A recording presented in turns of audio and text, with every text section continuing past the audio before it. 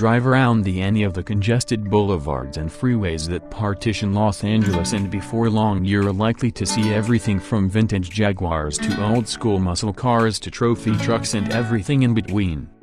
The inaugural 2017 Los Angeles Classic Auto Show, held on January 27th to 29th, had all that and then some. More than 600 cars representing Southern California's diverse car culture were on display at the South Hall of the Los Angeles Convention Center. Here are 9 of our favorite rides from the event. Drive around any of the congested boulevards and freeways that partition Los Angeles, and before long you're likely to see everything from vintage Jaguars to old-school muscle cars to trophy trucks and everything in between. The inaugural 2017 Los Angeles Classic Auto Show, held on January 27th to 29th, had all that and then some. More than 600 cars representing Southern California's diverse car culture were on display at the South Hall of the Los Angeles Convention Center. Here are 9 of our favorite rides from the event. 1962 Shelby Cobra, owned by Bruce Meyer. Bruce Meyer, the Grand Marshal of this 2017 Classic Auto Show and one of the founding chairmen of L.A.'s Peterson Automotive Museum, brought 4 of his magnificent cars for display. The best, in our opinion, is Cobra No. 1, the first Shelby Cobra ever produced. It is arguably the most sought-after American muscle car ever made and the car that launched Carol's legend.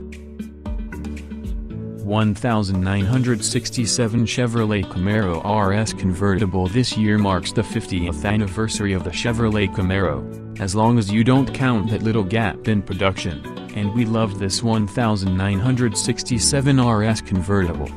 With only 65,000 miles on its original 250 inline-six, we think this baby's held up beautifully. 50 never looked quite so good. Ford Moal Speedway Special. This special project, commissioned by Wayne Carini of the show Chasing Classic Cars and built by Steve Moal's Coachworks, was fashioned after European racers of the late 20s and early 30s. This one-of-one, completely hand-built car is powered by a flathead Ford engine. Every other component was made specifically for this car. The word bespoke may be overused by hipsters, but we're completely fine pulling it out for this unicorn.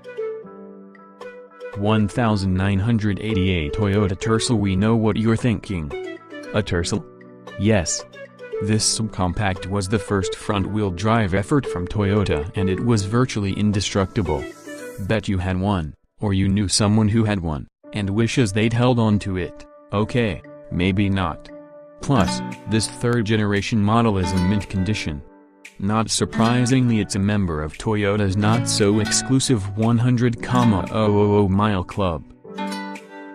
1955 Volkswagen Bus Samba. Called the Samba because of its 23 windows, this classic VW bus is the perfect definition of a California-style restoration. This one's been upgraded with a more robust engine, classic Porsche Fuchs alloy wheels, and carbon ceramic brakes. This lowrider VW might actually hit its indicated '100 miles per hour mark on the speedometer. 1941 Chrysler Town & Country Woodie. 600 of these beauties were built, and this example is one of only 15 said to survive. All of the wood on this barrelback is original. This wagon is powered by a 6-cylinder engine and a fluid drive transmission. It seats 8, and suddenly we want to take 7 of our closest friends canoeing.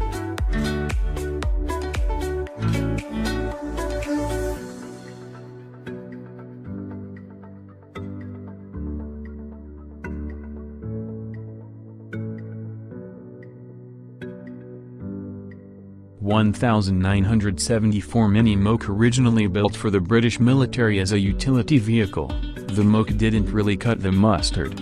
It was only 2-wheel drive, underpowered with bad ground clearance, and nowhere near hardy enough for most military tasks. Hence, they became resort vehicles, and for a while were the official rental car of Catalina Island. Also, take everything off, and they're stackable like plastic lawn chairs. One of these would look good in the office.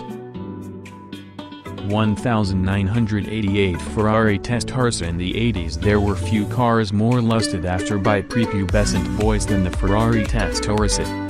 In particular, we love this Testarossa, redhead in Italian, we found out on the floor. The fiery 12-cylinder mid-engine sex machine is a showstopper, and a showstar, having played a lead role in Miami Vice. Its Pininfarina Pen design produced virtually zero lift with no spoiler.